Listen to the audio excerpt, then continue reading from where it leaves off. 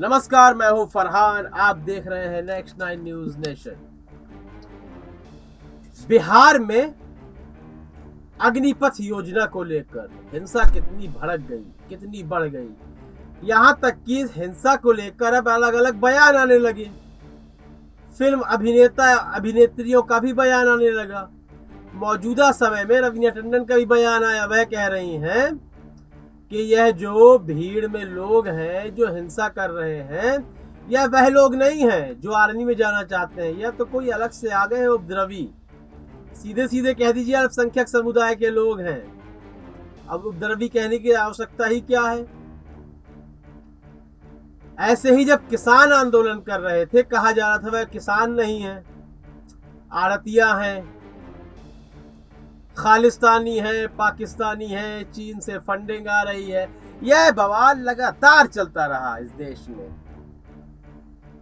अब यह जो आंदोलन चल रहा है, यह आंदोलन इतना बढ़ गया है, इसने वह विकराल रूप धारण कर लिया है जिसको रोक पाना बिहार सरकार के लिए नामुमकिन है। आप देख रहे हैं 3 से 4 दिनों में अरबों की संपत्ति फूंक दी गई, कई अरब की संपत्ति।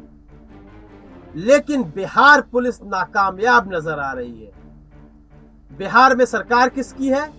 गठबंधन सरकार, डबल इंजन की सरकार, BJP plus JDU, Nitish Kumar, भरोसेमंद, सुशासन बाबू। यह सिर्फ सरकार निरस्त नजर आ रही है। वह कदम नहीं उठा पा रही है यह सरकार जो उठाने चाहिए थे। क्यों? क्योंकि चुनाव करीब आ रहे हैं, किरकिरी हो जाएगी। वह कदम बिल्कुल नहीं उठा सकते। हाँ, लेकिन जवाब भी देना है। मीडिया मौजूद है, जनता देख रही है कि इतनी बड़ी हिंसा हो जाती है और पुलिस नाकाम है, पूरी राज्य सरकार नाकाम है। लेकिन क्या जवाब दे? हमने आखिर किसको पकड़ा? तो गिरफ्तारियां हुई, और गिरफ्तारियां जो हुई हैं मौकाए वारदात से नहीं हुई हैं। इतनी भीड़ में लोगों को पहचान लिया गया और गिरफ्तारियां शुरू हो गई। अब उन गिरफ्तारियों में कैसे लोग पकड़े गए हैं मैं यह भी बता दूं आपको। कोई बढ़ई है, कारपेंटर, अपने कारखाने में काम कर रहा है, उसे जाकर के उठा लिया। एक खबर तो ऐसी आई कि एक पति अपनी पत्नी के लिए दवाई लेने गया, सारे पर्चे मौजूद थे अस्पताल के द्वारा दिए हुए। अस्पताल में उसकी पत्नी एडमिट है, उस व्यक्ति को ही उठा लिया। सोचिए आप, ऐसे उन लोगों को अब उठाया जा रहा है। अब उठाना तो है, गिरफ्तारियां दिखानी है प्रत्येक क्षेत्र से।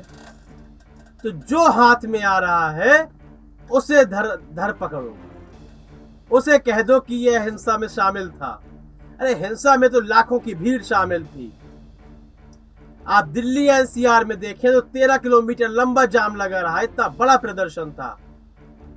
मथुरा में देखें तो पुलिस चौकी फूंक दी गई, पुलिस की गाड़ियां फूंक दी गईं। इस गिरफ्तारी का कोई फायदा नहीं है। सबूत लेकर आइए, गिरफ्तारी करिए।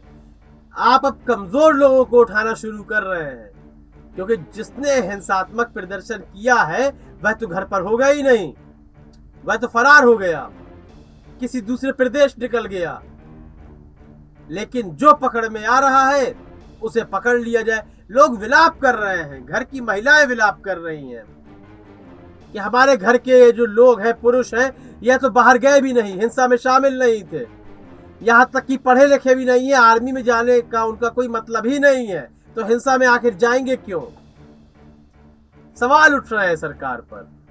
आने वाले समय में जवाब देना होगा। चुनाव के समय जनता भी जवाब देगी। इस संबंध में आपकी क्या राय है? कमेंट सेक्शन में अवश्य दें। कार्यक्रम को लाइक करें, ज्यादा से ज्यादा शेयर करें और चैनल को सब्सक्राइब अवश्य कर दें। तब तक के लिए इजाजत दीजिए। धन्यवाद।